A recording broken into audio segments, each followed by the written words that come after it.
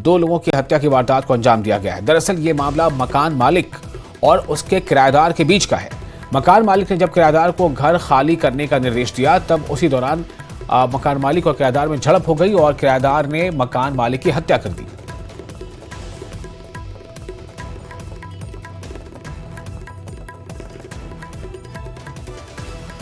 मैं तो अपनी क्या कहते हैं फैक्ट्री में था, बैक साइड में। एक्चुअली क्या कहते हैं मेरा छोटा वाला भाई ना यहाँ पर बाहर आया हुआ है, तो उसने ये बताया वो क्या कहते हैं बॉबी का भाई है, तो उसको क्या कहते हैं गोली मार के कोई बंदे यहाँ से क्या कहते हैं चले गए, क्या घर के आ गई गोली। तो फिर इतनी देर में मुझे पता करने में लगा, तो फिर उन्होंने पापा अपने बताया, मैंने पापा ऐसी ऐसी बात है, तो जी तरीके से हम क्या कहते हैं देखने के लिए आए। वहाँ पर आगे पता लगा कि हॉस्पिटल लेके चले गए, तो हम यहीं पर वेट कर रहे हैं।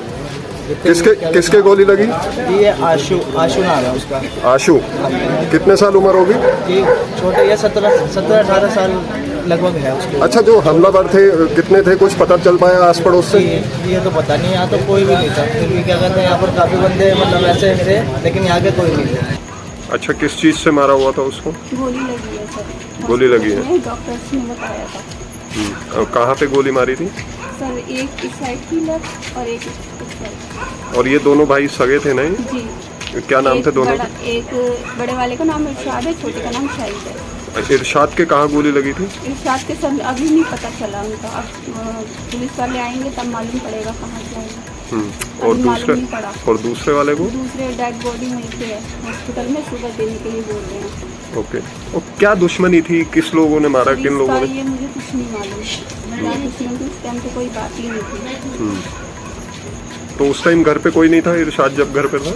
नहीं, बस मैं ही थी। हम 2 ही 3 बहन भाई रहते हैं, बाकी भाभी गांव गई हुई हैं। 5-6 दिन हो गए उनको गए। तो आपको पता नहीं चला कि आपके नीचे? मुझे आवाज़ ही नहीं आई। मेरी फ्रेंड्स थी, उनके साथ में मैं बैठी हुई थी, उसी टाइम आई थी।